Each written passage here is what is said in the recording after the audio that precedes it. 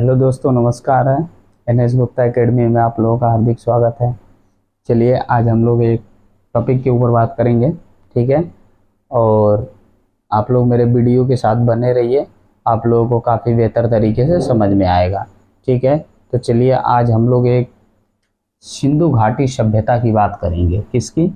सिंधु घाटी। ये हमारी टॉपिक क्या है? सिंधु घाटी। सिंधु घाटी सभ्यता।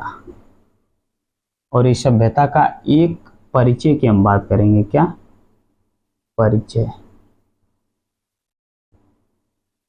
यहां तक तो क्लियर है ना सभी को? सिंधु घाटी सभ्यता, और इस सभ्यता को तो समझेंगे, उसके साथ एक छोटा सा थोड़ा इसका हम परिचय की बात करेंगे, ठीक है। चलिए हमारे साथ आप लोग बने रहिए।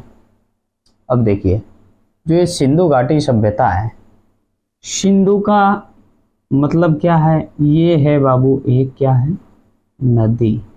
और घाटी का मतलब क्या होता है? जो नदी के आसपास के क्षेत्र होते हैं, नदी के आसपास के जो क्षेत्र होते हैं, इनको हम क्या कहते हैं? घाटी, ठीक है। अब इसको तोड़ तोड़ के समझिए आप लोग, ठीक है। कि सिंधु का मतलब क्या है? सिंधु एक नदी है। और घाटी का मतलब क्या होता है? कि जो नदी के आसपास के क्षेत्र होते हैं, ठीक है, वो क्या है? हमारी घाटी होती है। जैसे मान लीजिए ये हमारी क्या है? नदी है। ये हमारी क्या है? नदी है। अब इस नदी के आसपास का जो क्षेत्र है, ये इसी को हम क्या कहते हैं? घाटी, ठीक है। यहाँ तक क्लियर है ना? इसको हम लोग क्या कहेंगे? घाटी।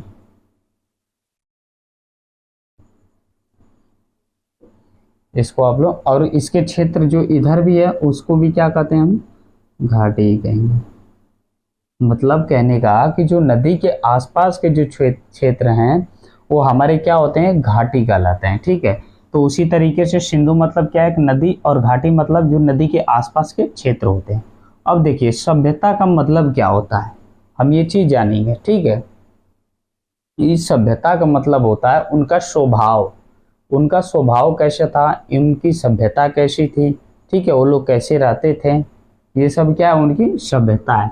तो कहने का मतलब, सभ्यता का मतलब कि लोगों की सभ्यता, ठीक है, लोगों की सभ्यता। अब इसका एक छोटा सा हम परिचय की बात करेंगे। यहां तक तो आपको क्लियर है ना? ठीक है। अब देखिए, अब हम एक बात करेंगे एक परिचय की। तो चलिए परिचय में हम लोग देख लेते हैं कि जो ये सिंधु घाटी सभ्यता है, ठीक है, दिखाई नहीं दे रहा है? चलिए यहाँ लिख लेते हैं। जो हमारी सिंधु घाटी सभ्यता है, ये जो है कि पश्चिमोत्तर में है, ठीक है।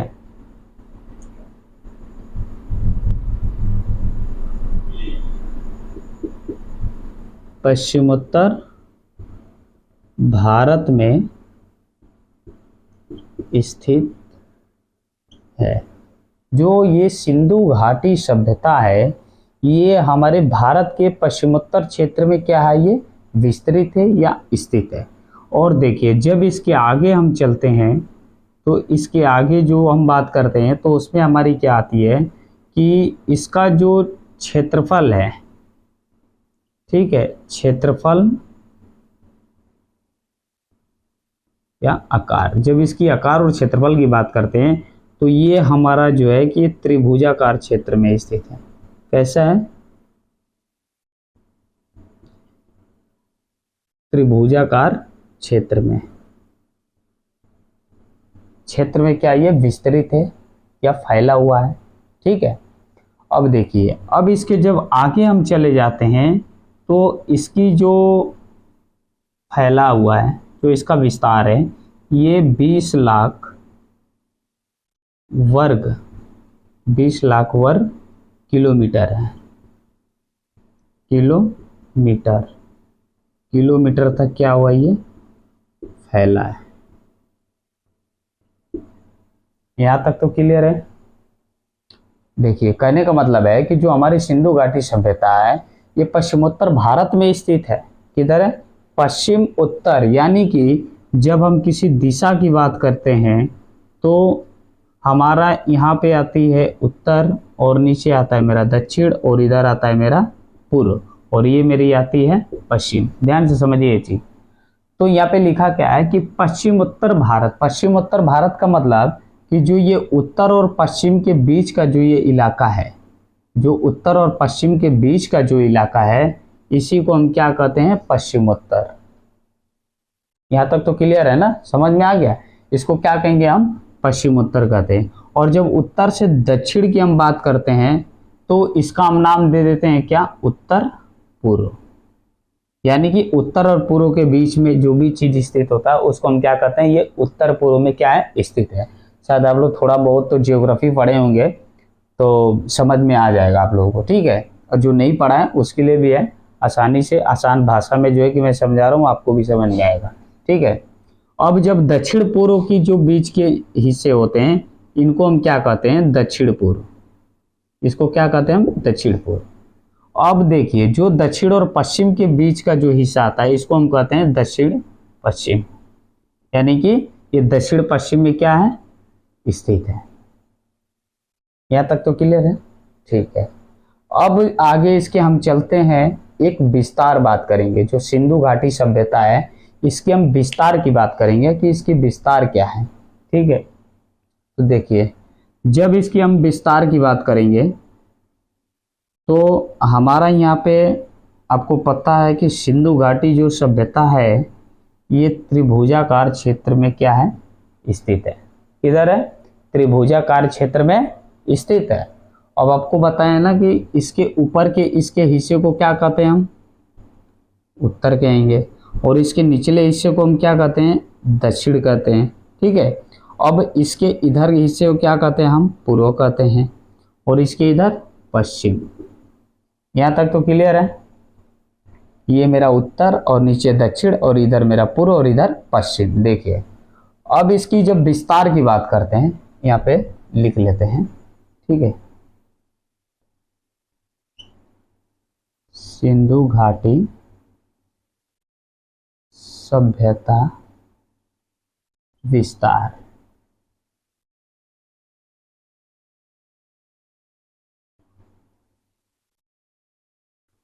जब इसकी विस्तार की हम बात करते हैं, ठीक है, तो उत्तर में एक जगह का नाम है जिसका नाम क्या है? मांदा। और मांदा है कहाँ हमारा बाबू? कश्मीर में।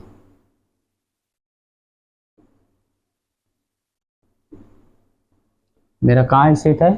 कश्मीर में स्थित है, ठीक है? और यहाँ पे एक नदी है जिस नदी का नाम क्या है? चिनाव नदी।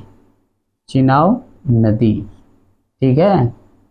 और ये अखनूर जिले में है मांदा मेरा। अब देखिए ये जो ऊपर इसकी जो ये सभ्यता थी, जो ये उत्तर की इसकी सभ्यता थी, जो मेरी सिंधु घाटी सभ्यता जो है इसकी जब उत्तर की विस्तार की बात करते हैं हम तो ये हमारा कहाँ तक फैला हुआ है? मांदा तक। कहाँ तक है? मांदा। और मांदा के पास एक नदी है चिनाव नदी, उसके पास में इसका विस्तार क्या हुआ है? फैला था। अब जब दक्षिण की बात करते हैं तो दक्षिण में एक जगह का नाम है दैमाबाद। क्या नाम है उसका बाबू? दैमाबाद। और दैमाबाद है कहाँ? महाराष्ट्र। महाराष्ट्र में, ठीक है? दक्षिण की जब बात करते हैं तो दक्षिण में इसका विस्तार जो है दैमाबाद तक फैला हुआ है जो महाराष्ट्र है। और यहाँ पे एक नदी है, उस नदी का नाम क्या है? गोदावरी। क्या नाम है? गोदावरी नदी। यहाँ तक इसका विस्तार जो है ये फैला हुआ है। अब देखिए जब इसकी पश्चिम की हम बात करते हैं तो पश्चिम में हमारा एक जगह आता है सुरतागोई, या इसको हम सूतकांगडोर भी कहते हैं। सुरतागोई जो ये कहाँ पे हमारा? बलूचिस्तान। कहाँ पे स्थित है मेरा ये? बलूचिस्तान। बलूचिस्तान कहाँ पे है? पाकिस्तान, ठीक है? ये कहाँ पे है? पाकिस्तान।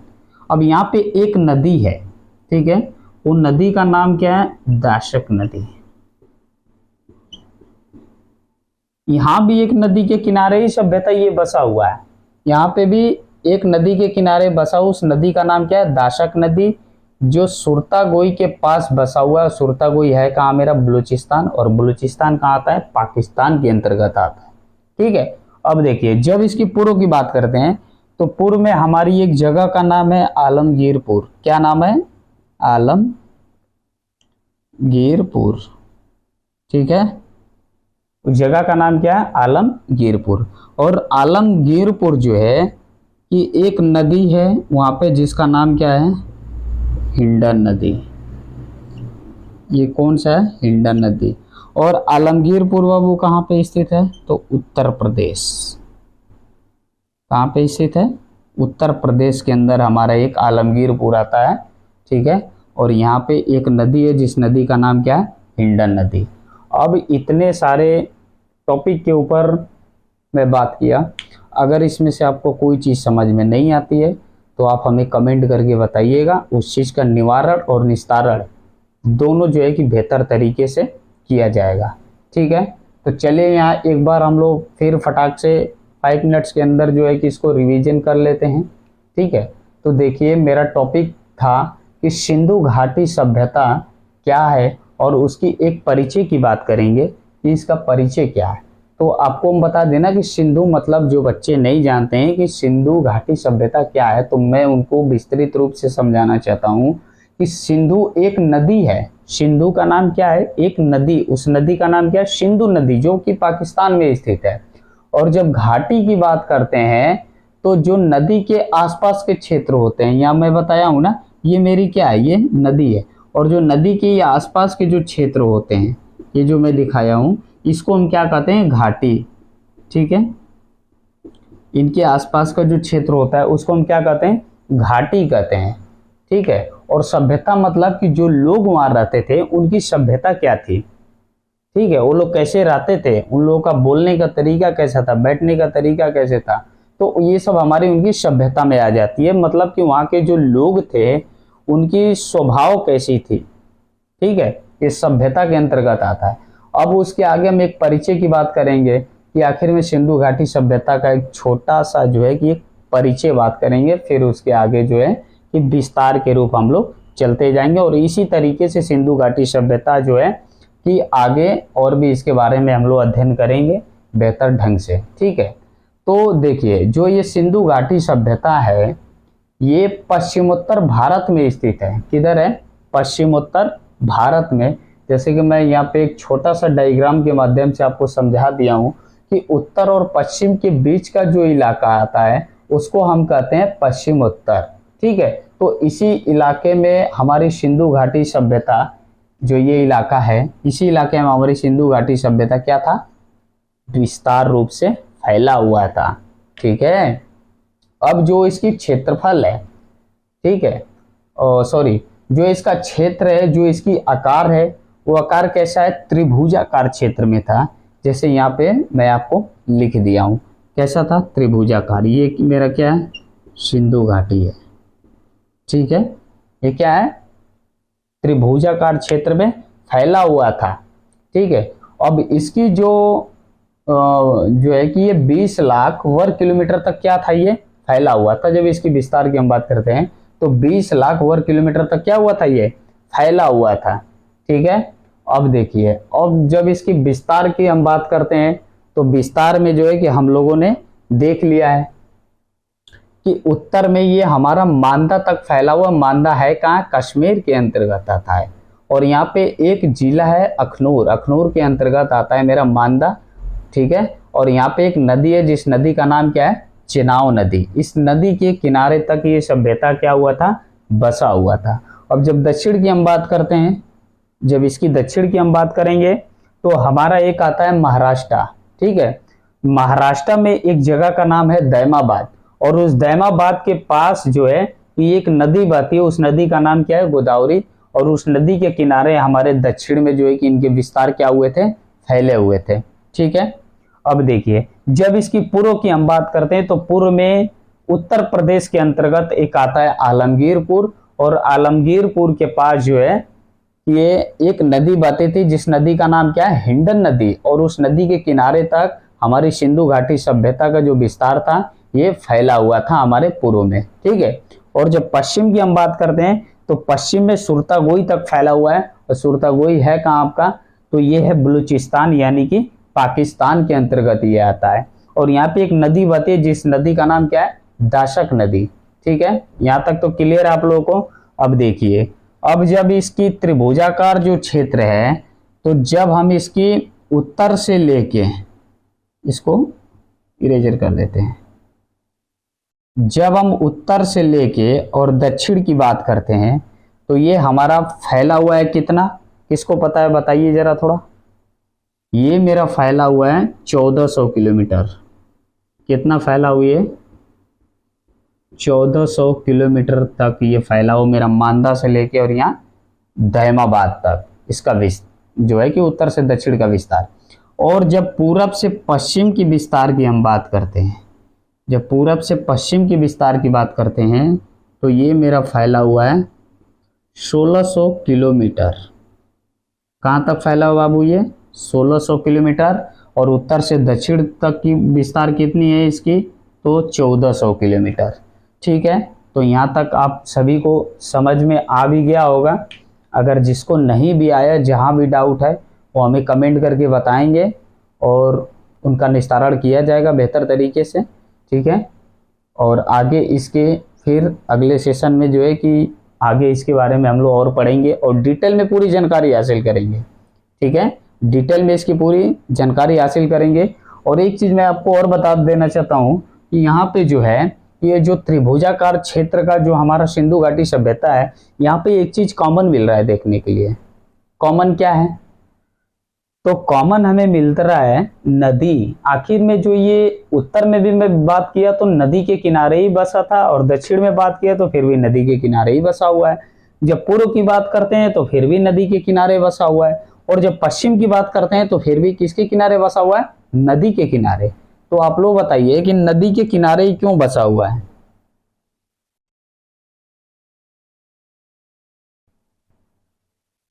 चलिए मैं बताता हूं आपको। देखिए, नदी के किनारे बसने के पीछे इनका बहुत बड़ा एक रीजन था, और रीजन ये था कि ये देखिए सिंधु घाटी सभ्यता कब की बात चल रही है, 4700 साल पहले, 4700 साल पहले, यानी कि हम ईसा पूर्व की बात करते हैं। ठीक है, इतने 100 साल पहले की ये क्या है, मेरी सभ्यता है। अब आज क्या चल रहा है, 2023। आज क्या चल रहा है, 2023 ईस्वी। ठीक है, अगर हम इन दोनों को काउंट करते हैं 4700 और ये 2023 को, तो यानी कि 700 को निकाल देते हैं और इसको 4 2 6 यानी कि 7000 साल के आसपास जो है कि आएगा। तो आज से 7000 साल पहले जो है कि ऐसी इस तरीके की जो है कि हैंडपंप की व्यवस्था नहीं थी, ऐसे मोटर की व्यवस्था नहीं थी हमारे पास, जिसके वजह से लोगों को पानी के लिए बहुत कठिनाइयों का सामना करना पड़ता था। ठीक है, इसलिए लोगों ने क्या किया कि नदी के किनारे रहने के लिए अपना एक जगह जो है कि चुन लिया, ताकि नदी के किनारे अगर वो रहते हैं तो उनको पानी पीने के लिए भी दूर दूर तक जाने की जरूरत नहीं पड़ेगी, और उस पानी की वजह से, उस पानी के आने से जो है कि कृषि में भी बहुत ज़्यादा योगदान हो जाता था। नदियों के कारण जो वहाँ के लोग थे, कृषि के लिए पानी की ज़रूरत पड़ती थी। तो आज के समय में ना है ऐसा कि जनरेटर की व्यवस्था है। ठीक है, जो गाँव में अब कभी जाएंगे देखते हैं तो वहाँ ट्यूबवेल की व्यवस्था होती है, जिसके माध्यम से, ठीक है, मेड़ बना के उसके अंदर नाली जैसे, उसमें क्या होती है कि पानी की व्यवस्था होती है, आसानी से जो है कि खेत में हमारे पानी चले जाते थे। लेकिन उस समय ऐसी व्यवस्था नहीं थी कि कोई ट्यूबवेल की व्यवस्था थी, कोई जनरेटर की व्यवस्था थी, इसके माध्यम से जो है कि हम अपने कृषि को आगे बेहतर तरीके से और लेके जाएं। ठीक है, तो जब उस समय नहीं थी तो लोगों ने नदी के किनारे रहना पसंद किया था, ताकि उनको वहाँ से पानी मिल सके, उनके पानी पीने योग्य भी काम आ जाते थे, उसके बाद से कृषि के लिए भी उनके काम आ जाते थे। बाकी उनके पूरे दिनचर्या में जो भी पानी का इस्तेमाल होता था वो नदी के माध्यम से ही पानी का क्या करते थे, उपयोग करते थे। ठीक है, चलिए अभी देखिए इसमें जेनरेटर की बात है। अभी इस समय क्या चल रही है, जेनरेटर। जेनरेटर के माध्यम से खेतों में पानी आसानी से हमें पहुंच जाती है। अगर सपोज दैट मानिए कि ऐसी इस तरीके की जनरेटर की व्यवस्था नहीं होगी, ठीक है, ऐसे जो है कि जमीन के अंदर जो बोरिंग होते हैं उस तरीके की अगर मेरे पास कोई टेक्नोलॉजी नहीं होता, तो आज के समय में, आज 2023 में हम कृषि कैसे करेंगे? फिर तो हमें वही अपनी पुरानी सभ्यता को अपनाना है। फिर हमें नदियों की जरूरत पड़ेगी। फिर नदियों के माध्यम से क्या होगा, हम कृषि करेंगे ना नदी के माध्यम से। अब कहीं कहीं भी ऐसे जगह होते हैं जो गरीब इलाके होते हैं, बहुत से ऐसे क्षेत्र हैं, जैसे पहाड़ी क्षेत्र भी हैं। पहाड़ी क्षेत्र में देखेंगे तो उस तरीके की व्यवस्था नहीं होती है। वहाँ क्यों नहीं होती है? क्योंकि वहाँ पे सबसे अधिक क्या है, पत्थर है, और पत्थर को खोदने में बहुत सारे कठिनाइयों का सामना करना पड़ता है। इसलिए लोगों ने, जो पहाड़ी क्षेत्र में लोग रहते हैं, वो नदी के माध्यम से, और नदी को ही अपने पानी का स्रोत मानते हैं, उनके माध्यम से ही उनको पानी की जरूरत होती है, और उस चीज से पानी वो लोग लाते हैं। दूर दूर तक जाना पड़ता है उनको पानी के लिए। आप कभी भी पहाड़ी क्षेत्र में जाइए, वहां देखिए पानी की कितनी बड़ी समस्या है। ठीक है, तो आज के समय में क्या है, जनरेटर है। जनरेटर तो हम भी देख चुके हैं, उससे जो है कि खेती होती भी है। ये मैं खुद अपने आंख से देख चुका हूँ, क्योंकि मेरे खुद एक पड़ोसी दोस्त हैं, कभी कभी उनके साथ जो है कि हम लोग जाते भी है, और वही जनरेटर लेके अपना उनके माध्यम से जो है कि खेत में पानी चलाया जाता है। ठीक है, तो उस चीज को आपको भी समझना जरूरी है। आप खुद एक बार सोच के देखिएगा कि अगर आज के समय में जनरेटर की व्यवस्था नहीं होती, तो आज किसानों को कितनी बड़ी मुसीबतों का सामना करना पड़ता, कितनी कठिनाई होती उनको कृषि के लिए। और ये भी चीज है कि ग्रामीण क्षेत्र में लोगों का जो है ना कि एक किसान के ऊपर विश्वास रहती है, और किसान जो है ना कि अपने जीवनचर्या या उनकी जो आमदनी का एक स्रोत कहा जाता है, तो मात्र है एग्रीकल्चर। वो कृषि से ही अपने जो है कि आमदनी और उनके स्रोत जो भी होते हैं, उनके जीवन में जो भी पैसे की जरूरत पड़ती है, तो कृषि के माध्यम से उनको पैसे जो है कि मिल जाते हैं। इसीलिए लोगों ने, ग्रामीण क्षेत्र के लोग, किसानों ने कृषि पे अपने निर्भर रहते हैं। जो मार्केट में लोग होते हैं उनकी क्या, उनकी तो वो जो है कि और किसी की दुकान है, ठीक है, कोई मैकेनिक है, उसका तो जीवन पालन चल जाएगा। लेकिन किसानों का क्या होगा? जो ग्रामीण क्षेत्र से लोग आते हैं, तो वो लोग क्या करते हैं, अपने एग्रीकल्चर पे डिपेंड रहते हैं कि मैं इस साल ये फसल उगाएंगे, इसको मार्केट में बेचेंगे, तो उससे मेरे पास पैसा आएगा, तो उस पैसे से हम कोई अपना कार्य करेंगे। ठीक है, चलिए यहाँ तक तो समझ में आ गया होगा। अब तो कोई डाउट है नहीं। अगर डाउट होती भी है तो आप लोग हमसे कमेंट करके बताइएगा।